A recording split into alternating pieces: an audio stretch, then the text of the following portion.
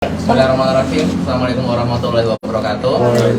Yang saya hormati rekan-rekan dari media, pada malam hari ini saya Komisaris Polisi Agus Diarso beserta dengan seluruh tim dari Polsek Cimanggis akan memberikan update terbaru terkait penanganan kasus KDRT dan pembunuhan dan penganiayaan. Jadi untuk dasarnya adalah laporan polisi nomor LPB 437 nomor 8 2023 Seksi Manggis Restro Depok PMJ tanggal 10 Agustus 2023. Intinya kasusnya seperti sudah dijelaskan tadi terkait kekerasan dalam rumah tangga dan atau pembunuhan dan atau penganiayaan.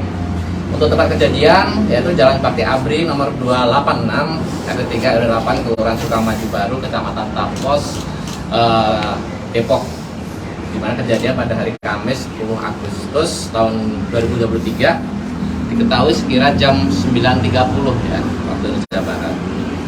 Untuk bisa saya jelaskan di sini, untuk korban sendiri adalah saudari Sri Widiatuti, ibu rumah tangga, di mana kondisi terakhir adalah dia sudah meninggal dunia saat ini. Kemudian untuk korban kedua adalah saudara Bakti Aziz Munir, 49 tahun, wira swasta. Kemudian selanjutnya untuk modus secara singkat bahwa pelaku dulu lah ya. Jadi kita sudah tetapkan pada kesempatan kali ini kita sampaikan bahwa dari penyidik dari hasil olah TKP, pengumpulan untuk barang bukti maupun alat bukti dari penyidik Polsek Cimanggis menetapkan saudara inisial R ya, RA lah, RA sebagai tersangka dalam kasus tersebut. Untuk modusnya, di mana pelaku pertama kali melakukan pembunuhan terhadap saudari Sri Widiatuti, di mana pada saat itu saudari Sri Widiatuti sedang duduk di meja makan. Kemudian oleh pelaku itu ditusuk menggunakan pisau. Ini bisa dibaca nih. Pisau tersebut ya, di mana mengenai leher, kemudian dada, sempat paha, yang tentunya mengenai organ vital dari korban. Setelah itu setelah 15 menit tersangka melihat saksi korban Arsal Bakti Aziz yang merupakan ayah kandung tersangka sendiri masuk ke rumah, kemudian langsung melakukan pembacokan dengan menggunakan golok ini. Tapi awal mulanya dia menggunakan bagian belakang tubuhnya ini mengenai kepala. Lalu setelah itu saksi korban dibawa masuk ke kamar yang dikunci, dan disitulah terjadi pergulatan dan tersangka mencoba untuk membantu korban kembali. Pada saat di dalam kamar tersebut, saksi korban meminta tolong pada masyarakat, sehingga datanglah masyarakat berusaha masuk ke rumah korban.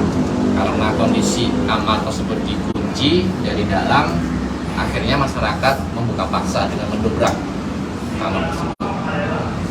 Setelah didobrak, masyarakat mengamankan dari tersangka dan ayahnya karena keduanya menderita luka, akhirnya dibawa ke rumah sakit. Setelah itu masyarakat dari Kamtibmas menginformasikan kepada pihak kepolisian Polsek Cimanggis dan kita melakukan olah TKP. Adapun barang bukti yang kita sudah berhasil amankan, yang pertama adalah golok, kemudian pisau, kemudian ada baju. Baju ini merupakan baju yang dipakai tersangka pada saat melakukan rekonstruksi pertama menggunakan baju ini. Kemudian ini apel ini dipakai tersangka untuk membersihkan darah dari korban pertama. Berikut adalah HP dari tersangka. Komantiknya apa sih, Pak? Ya, Pemicu. ya, oke. sebentar, untuk saksi sudah ada pemeriksaan 5 orang lebih, kurang lebihnya saksi ya, saksi dulu. Kemudian motif pemicunya itu adanya rasa sakit hati dari tersangka terhadap orang tua yang sebagai korban yang disebutnya. Kenapa? Bahwa tersangka ini sehari sebelumnya sempat dimarahi oleh kedua orang tuanya, dimarahi dan ada kata-kata yang kurang mengenakan, artinya yang diterima oleh tersangka sendiri, sehingga timbul perasaan jengkel.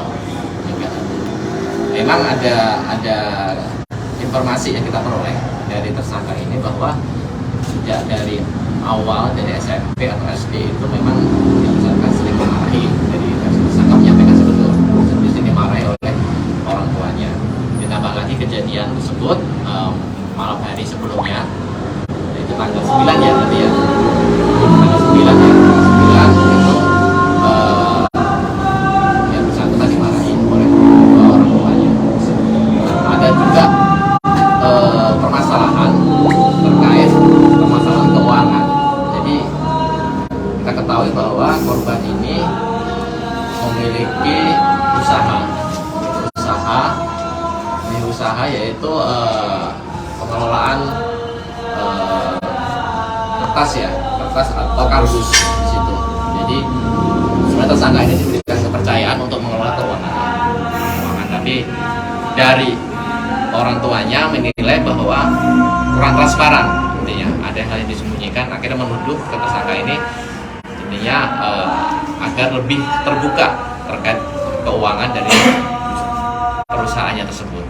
Hal ini juga menambah rasa jengkel dari tersangka tersebut, sehingga puncaknya pada tanggal 10 itu tersangka ini melakukan tindakan menusuk ibunya dan membacok bapaknya.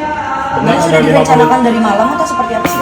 Kalau hasil keterangan sementara yang kita peroleh bahwa untuk perencanaan ini kita masih dalami kembali, ya, kembali karena kalau untuk terkait perencanaan kita harus melihat waktu, kemudian alat yang digunakan juga posisi di mana, ya kan?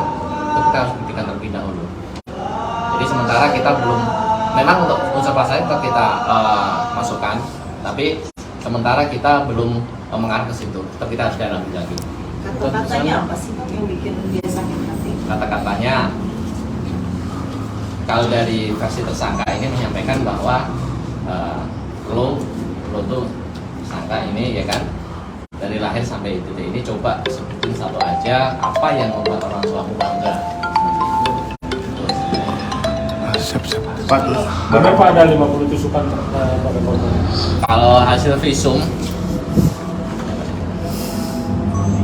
ada sekitar 50-an lah. Ya, Itu ke ibunya. ibunya. Kurang lebihnya ya. Kurang lebihnya ya, karena kita visum sementara ini sudah dapat, tapi hasilnya yang secara detailnya kita masih. Yang mengatakan nggak membuat bangga itu dari ibu apa dari bapak? Ya, yang maksudnya yang ke tersangka gitu. Ya. Ibunya atau bapaknya? Ibu atau bapaknya? Intinya dari bapaknya. Dari bapaknya. Berarti ini yang digunakan untuk membantai ayah sama ibunya pisaunya beda ya, senjata tajamnya? Bang, ini alat-alat yang digunakan memang ada di rumah. Ya betul, jadi pisau ini posisi memang pada saat itu ada di dapur. Nah, di dapur, dan untuk ini kita masih dalami lagi apakah memang biasa ditempatkan di samping itu tersebut. Kalau nyimpan dendam ya. Intinya kurang lebih. Bang, kalau misalnya dia sakit hati yang perkataan bapaknya, kenapa ibunya yang di. Jadi memang kalau memang ya kata-kata memang bapaknya, tapi memang yang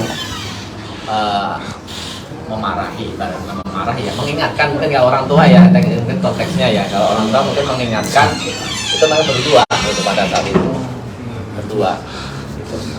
Pak izin, tadi tadi kan disebutin juga ya kalau ketika ayahnya datang ini langsung diserang sama pelaku. Artinya pelaku ini memang berniat ingin menghabisi nyawa ayahnya juga, atau tapi karena ayahnya melakukan perlawanan hingga akhirnya nggak jadi, atau gimana sih Pak? Memang kalau dari kronologisnya memang sengaja ke arah situ. Jadi memang yang bersangkutan ingin menyasar ayahnya juga. Artinya penegasan setelah menghabisi ibunya nih, yang bersangkutan juga ingin menghabisi nyawa ayahnya ini. Oh, Itu sengaja biar bapaknya bisa keluar ya? Iya. Ancaman hukumannya Ancaman hukumannya bisa hukuman mati kalau terbukti 340-nya. Kemudian seumur hidup 20 tahun penjara, bisa 15 tahun. Atau yang terendah 7 tahun. Pak, pelaku kondisi sadar apa ada pengaruh narkoba pas melakukan itu? Untuk sementara ini hasil cek kita masih, kemarin kita sudah majukan, tapi mungkin kita akan mintakan lagi. Kemarin sudah kita ajukan untuk proses pengecekan sudah, tapi kita tinggal mintakan ke rumah sakit. Dari rumah sakit. Ada tudingan dia menggelapkan uang perusahaan.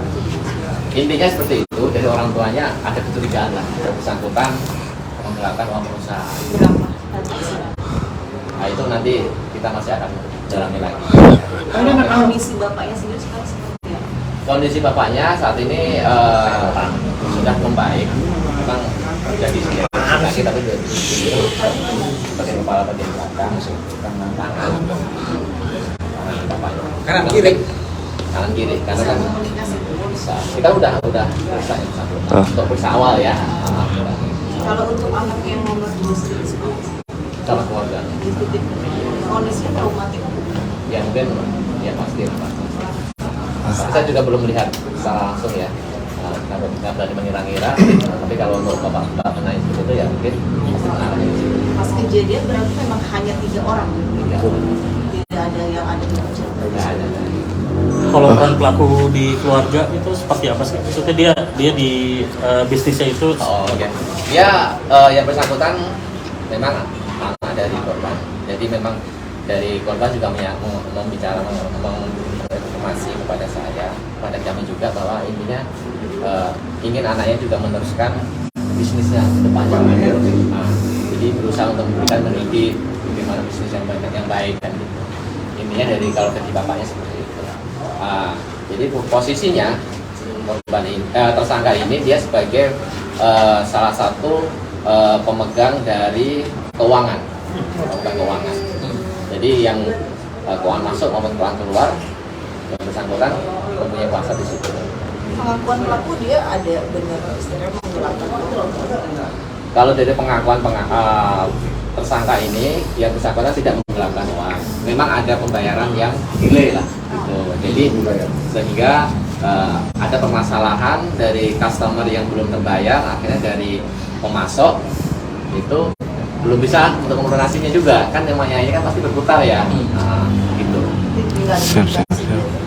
Kalau dari versi tersangka mengaku seperti itu.